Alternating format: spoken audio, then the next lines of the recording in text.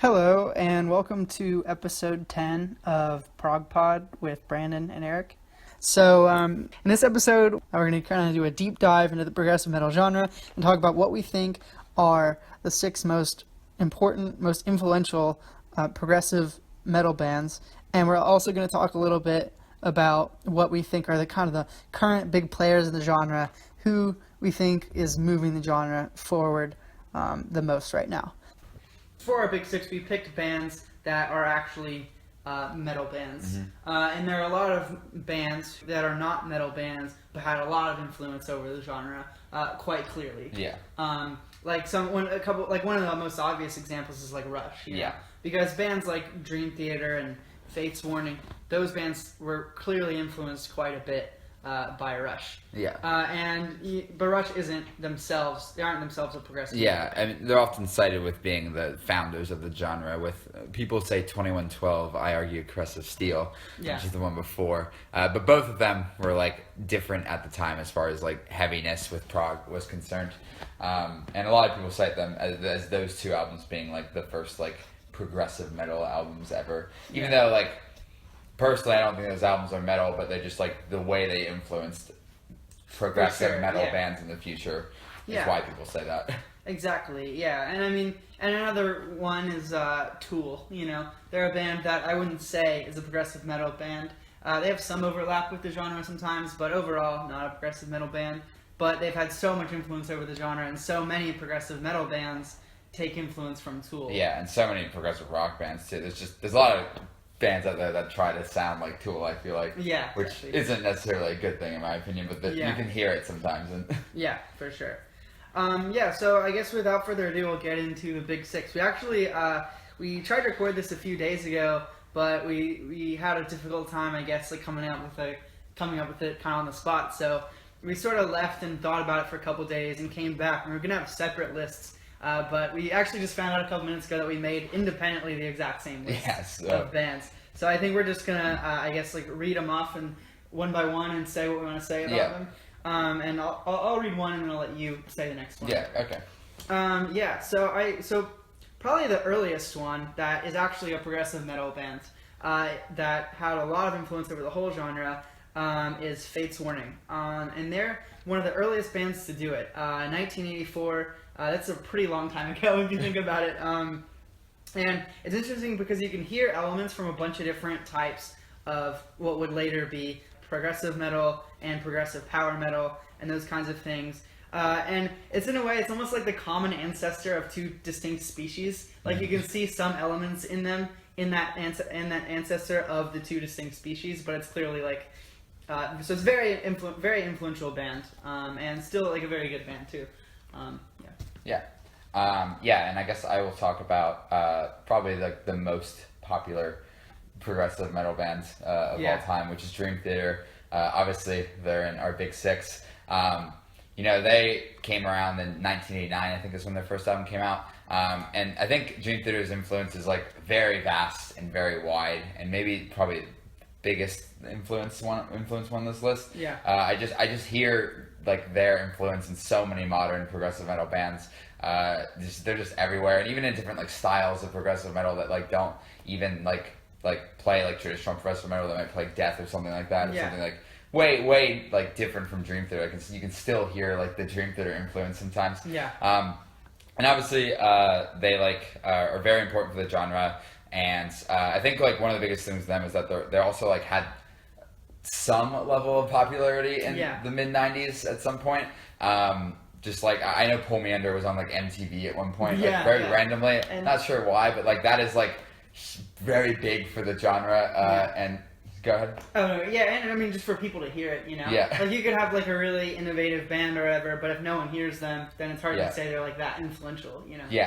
And like again, I feel like people who aren't even in the genre, some people don't listen to progressive metal or progressive rock. Some people still have heard of Dream Theater before, and I think that shows their influence, like on the genre as a whole, and then like outside of it as well. And they're again like Brandon said, so influential. Pretty much every band that is just progressive metal without any other genre descriptors. Yeah.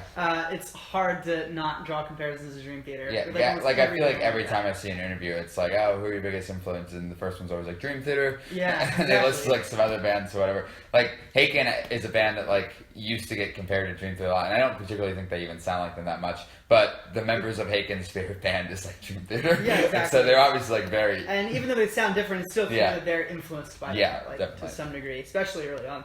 And maybe they're even the band that like inspired them to some degree to be a band. Yeah. And actually, I remember when we were at the first show, we saw them. I don't know who it was we were talking to. It was Richard. I know what you're talking about. It was Richard Nashville, and I asked him something about like John Petrucci or whatever. Yeah. And he said the solo and Erotomania off of Awaken made him want to play guitar. Yeah, that's exactly what I was talking about. Yeah. And he said he didn't know that music could like sound like that. And like literally he said it inspired him to like play the instrument. Yeah, which is awesome. So I guess the next one I'll talk about, unless you have anything else to say. No, you go ahead. Dream Theater. So Opeth are a band, one of my favorite bands, probably my favorite band.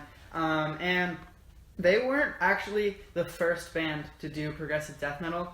I think that title probably goes to Dan Swano's project and Edge of Sanity. But there might have been some before that, and also the line between just like metal and progressive, or like just regular death metal and progressive death metal is a little blurred. Then because like atheist sometimes gets like thrown in there. Exactly, but they sound so different. Yeah, I don't think they're all the way progressive. I think they have like elements, but exactly. I mean, even like some of the really early like Entombed songs had some progressive elements, like and like Left Hand Path, whatever. They have that like weird synth breakdown and stuff. It's kind of interesting.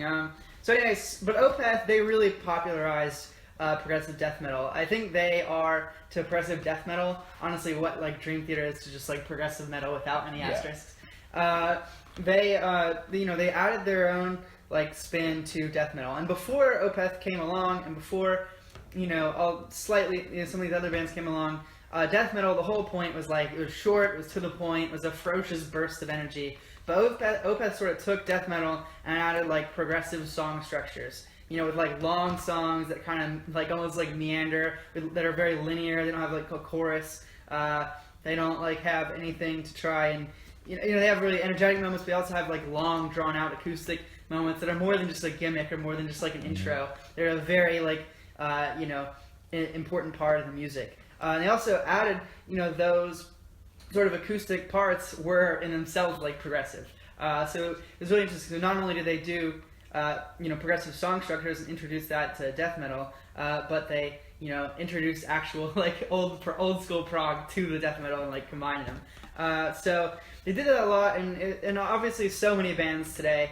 like Barren Earth, and Obliviscaris, even though they sound a little different, obviously those bands were all like very much inspired by Opeth, with all the clean sections, with all the again like longer song structures, and so pretty much it's hard to find progressive death metal band that doesn't sound a little bit like Opeth. Yeah, and I think like Dream Theater, it's like one of those things where like you listen to like a new band and it's almost like with Dream Theater and Opeth, I think you can immediately tell like, oh, this band likes Opeth a lot, or this band likes Dream Theater a lot. Yeah, exactly. Yeah, and Opeth, they were never very popular in the U.S., but they were somewhat popular in some places in Europe. Like they draw a crowd.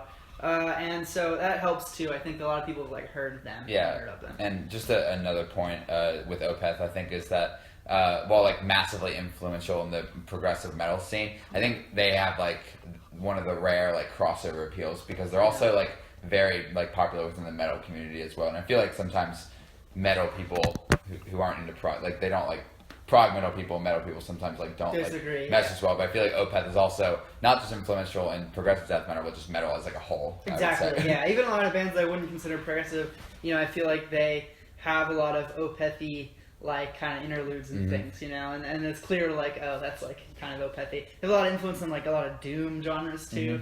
Like I think like the band like Swallow the Sun, or they're like a really good band. And they're like a doom band. They're not progressive, but like I definitely hear some Opeth influence when I listen to them. Okay, the next one we're going to talk about is I believe the newest band or on this list, which is like early 2000s, is Mastodon. And I thought, are they too new to add to this list? But then the overwhelming influence kind of like overtook it for me. Yeah. Because I feel like they just influenced like so many bands, and bands did progressive sludge like well before they did, but Mastodon really like made it. They like popularized it, and this is like maybe like one of the most popular bands on this list. This band is pretty well known.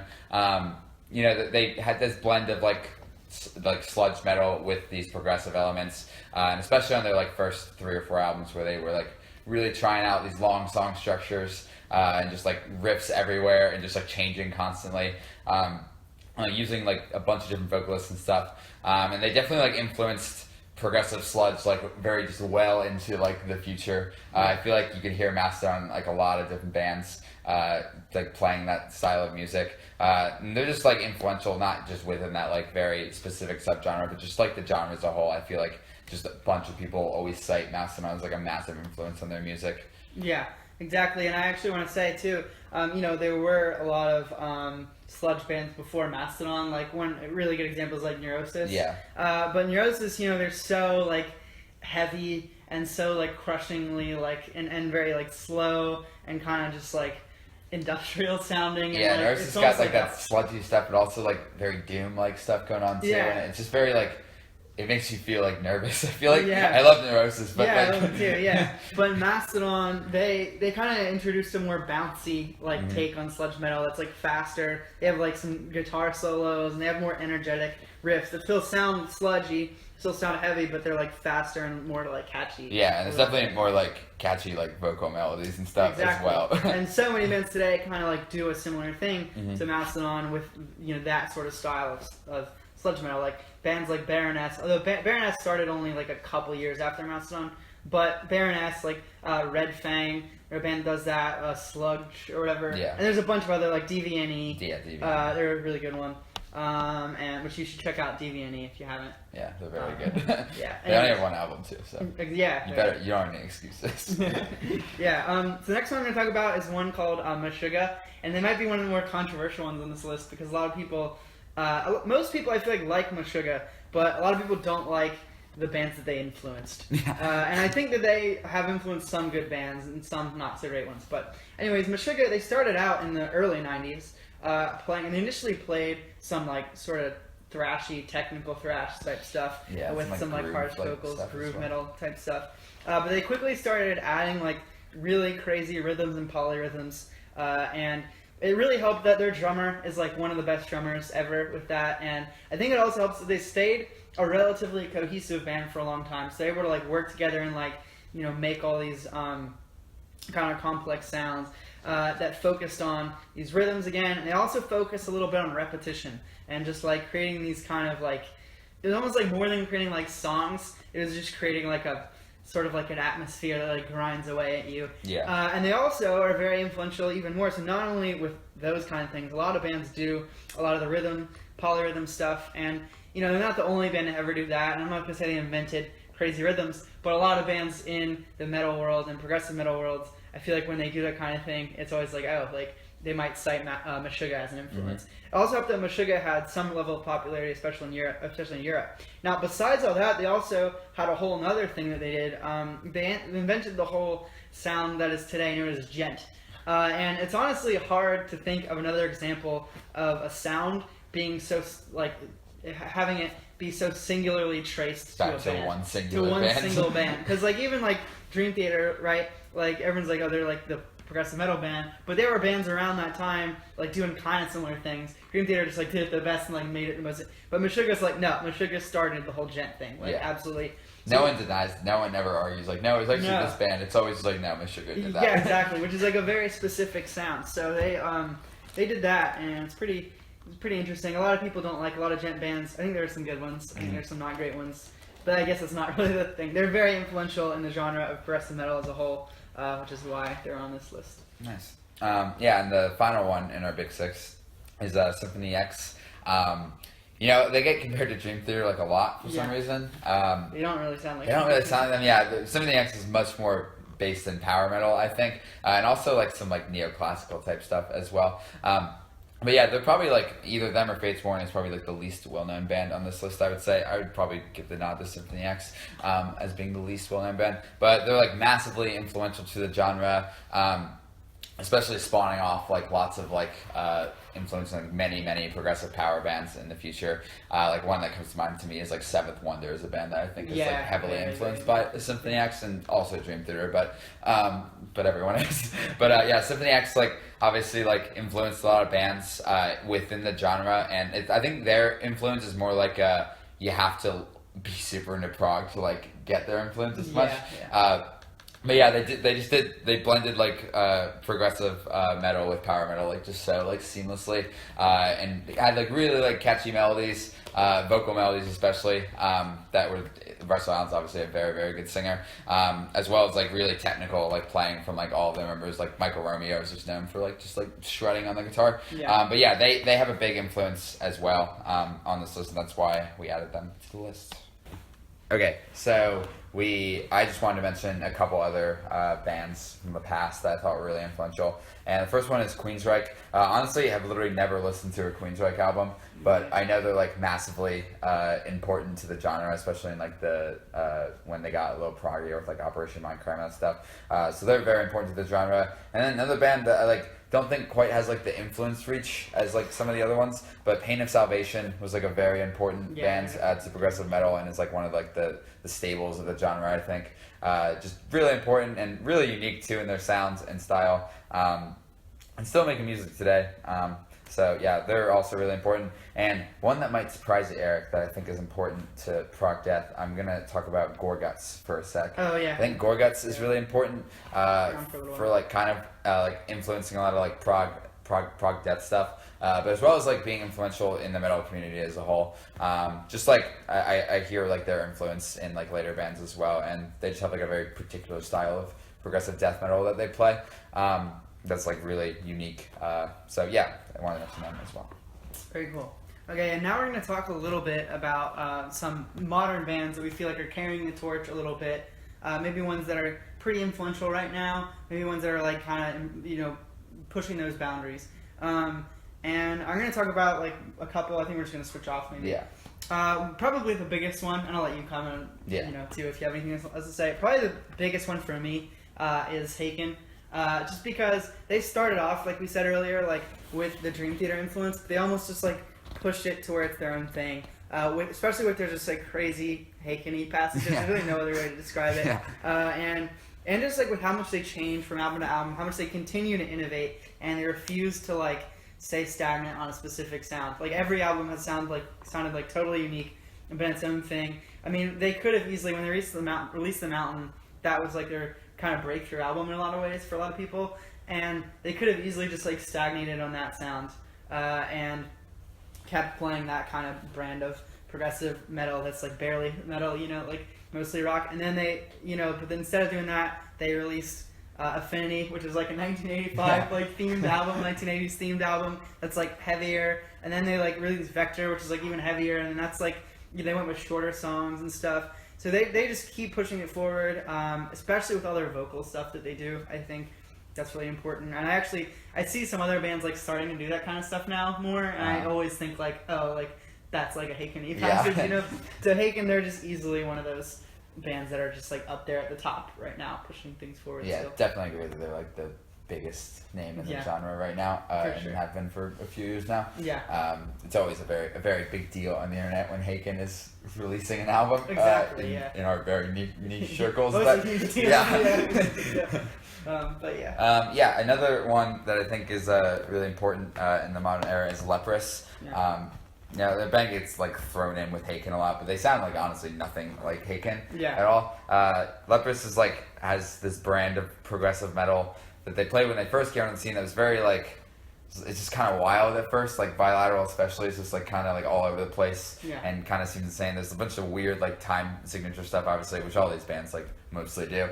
But just a bunch of like jarring stuff like that. Really good vocals, like really good instrumental work. And they've been like kind of like pushing the genre forward in like a very different way, I would say, in that they're like, as they've like grown as a band, they've become like much more like minimalistic.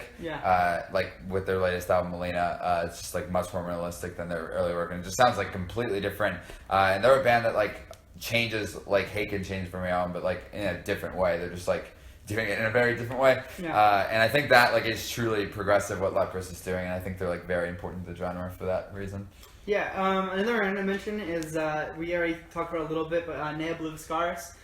They're a band, they combine a lot of like death metal, and they also have some like black metal kind of elements a lot of times, and also they have their violin that they have, and they have like really crazy technical things, but they're not a show-off band ever. They have like really tasteful solos and everything. They're a really good band, and I think they're really pushing, the sound that like, again, they don't sound exactly like Opeth or anything, but they're kind of pushing that sound further even, just by like, combining those clean sections, the harsh sections. The violin really helps a lot, and just like, but Opeth stopped making that genre of music, so they're like kind of at the forefront of that sort of thing with progressive death / black metal. Yeah. I'd say. Sticking to like progressive death type stuff, I think Alkaloid is like really, really important to the genre. One that like maybe not everyone knows of, the progressive death metal band from Germany. Just really, really good work. Just songwriting is incredible. They're all just like technicians at their instruments. The vocalist is really unique in how he sings, I think. His harshes are really good. He's got a very weird, clean singing voice, though. Yes, it's very good, but I don't know. I don't think it would be for everyone, the clean vocals. But just like they've only released 2 albums. Both of them have been like masterpieces, in my opinion. And I think they're just like, I don't know. I think they're like due to get a little more popular within the genre at some point. Like. Yeah, I think so too. One other one I'm going to mention is the Ocean. I think that the Ocean are almost old enough to have been, part of the influential like discussion, but I think they haven't really hit their stride. Or they like hit their stride like now, basically, in the past couple years. And now is when they've like kind of developed into their own like very own sound. They have a different genre or a different like brand of progressive sludge than Mastodon or like Neurosis and those kinds of bands. I'd say they're a little bit heavier than Mastodon, like significantly heavier actually now, especially. But they have like the more like heady sort of atmospheric vibe that they do. They still have a lot of really technical sections, but that sort of like brand of like very atmospheric type progressive metal, progressive sludge metal with like heady concepts and like all sorts of different stuff going on. That's like pushing things forward right now, and they're actually releasing another album next year, so I'm excited about that. The next one I want to mention is Caligula's Horse. They've been around for I don't know, like 9-10 years, something like that. But again, a band that like is really hitting its stride like at the current moment, I think. And they don't like we always say they just kind of do like very like traditional progressive metal. But the reason they just do it like so well. It's so well done. It's executed like perfectly. That's not to say they don't do like unique stuff or anything like that. But they don't do like super like weird stuff like Haken does or anything like that. It's like very traditional, and it's just like really, really well done. And it's just some of the best like progressive metal like going on currently, I think. And that's why they're on this list for me. Another one I want to mention is Vektor, who are really pushing things forward in the progressive sort of thrash metal thing, but they also are like, it's kind of blackened progressive thrash metal, and they are really pushing things forward, just like with like their really ultra high technicality, their just like crazy sort of experimentation with different sounds, different things going on. We always talk about the one part in their most recent album where they have like the harsh vocals are like harmonizing with like a choir type thing going on. Gospel singer vocals, and that's really good. Also, there's a great band. I'm really excited for what they're going to do next, even though they like might have broken up. But the main guy says they are not broken up. Well, he said everyone left the band, but he says I will continue making music in the name of Vektor. So I think he's currently trying to replace band members. Next one I want to mention is one that I think is like really influential in the genre currently. One that you don't like as much as some other people, and that's Gojira. I think they're one of like the more influential bands like currently, and they're one of the more like popular ones. I think they have a crossover appeal outside of the prog genres. And they play like progressive death metal with just like these riffs that like are really catchy and really like crushing. They're really known for like their riffs. Is what people seem to like the most is the riffs in Gojira. So I wanted to just give them a nod. I'm going to mention kind of like a twofer on this one, but I really want to mention like Pallbearer and Khemmis, and maybe like Val too, who are really kind of pushing things forward in the sort of like clean progressive doom. Sometimes some of those bands really, I think and Yob as well. Those bands sometimes use harsh vocals, but they sort of like long doom songs with like progressive song structures again, and like really good kind of vocals and very emotional sort of sound. But really focusing on those emotions and kind of that's like really driving things forward in there. And another progressive death band I think I need to mention is Persefone from Andorra. It's the only band I listen to from Andorra, which is I feel like fun. one of the only bands. But yeah, they're like heavily influenced by Opeth, I would say. But I think they like have created their own sound, just like uber technical playing. But like the thing I like about Persefone is like I think they write they're really good songwriters, and they write like cool concept albums and stuff. And the use of like keyboards, the keyboards are like very prominent in their sound, which I think is I think like a lot of like prog death bands like use keyboards, but like Persefone like really like has it high in the mix, and the tones they use within their style of progressive death metal are not the ones you would like usually hear in the genre, I think. Yeah, and I'm also going to mention Barren Earth. Like I said, they are another band that is pretty heavily influenced, I think, by Opeth, but they just they kind of take the sound further again in a sort of a different way than Obliviscaris. They kind of make it a little more like bouncy. They add a lot of different things, add some like sometimes some like symphonic type elements and like more soaring operatic key vocals, you know. Yeah, and like really catchy like really vocals catchy sometimes things too. Yeah, and so really almost like I always say if like they're like if new Opeth and old Opeth had a baby, because like they're almost like as energetic and kind of fun as like newer Opeth, but like they obviously have like harsh vocals and stuff sometimes. Yeah, and one more band that I have that I want to mention is and Eric can probably talk a little more on this because he's like, I would say this is more of a his band than my band, but I like them a lot too, which is Intronaut. Yeah. I think just their style of progressive metal is like very, very unique. Yeah. And I always say like, I don't think I've ever heard a band that sounds like Intronaut. Yeah. And I don't even know if they're influencing anyone. Yeah. But Yeah. I think like just what they're doing in the genre is like really important and like just very experimental and obviously pushing the boundaries of what progressive metal can sound like. Yeah, it's very cool. I also really like them. They're a band that kind of like is technical in a very subdued way. Like they don't really have many solos or anything, but they have again like really cool time signatures. They're not really in your face about it. A really good drummer who unfortunately had some issues or whatever. But anyways, he's they're a really good band, and I'm excited for what they're going to do next as well. And I guess that's pretty much all I have to say about it. Yeah, this is the ones we're on to highlight of this segment. Yeah. And I guess like maybe some other like sort of older ones that like kind of were on the verge of maybe inclusion would have been like for me like Ison or whatever, like Ison. Yeah. Because they're on the black metal front, and then also Voivod. They're like sort of on the progressive thrash metal front, but they've been around for a while. Yeah, I think you could mention like a band like Isis as well as being very influential absolutely. to the sludgy stuff, atmospheric sludgy stuff. Yeah, absolutely. But that's pretty much it. I'm sure we left someone out or something, but like 'cause there's so many great bands. But we'll talk about it next time if we do. All right. So my song rec of the episode is gonna be a song from an album that I've been listening to recently, and the song is "Fields" by Hammers of Misfortune from the album Fields. And I think that I was listening to the song recently, and I kind of like reconnected with it because I really liked the song in the past, and I still have always liked the song, but it wasn't a song that stayed in the forefront of my mind forever. But it's a song that I feel like that literally sounds like no other thing. Nothing else sounds like this song. Nothing else sounds like this album. All right, my song rec of the week is by the band Tomera, TO-MERA. Yeah. They're progressive metal bands from England. Album of the week band. They're an album of the week band, yeah.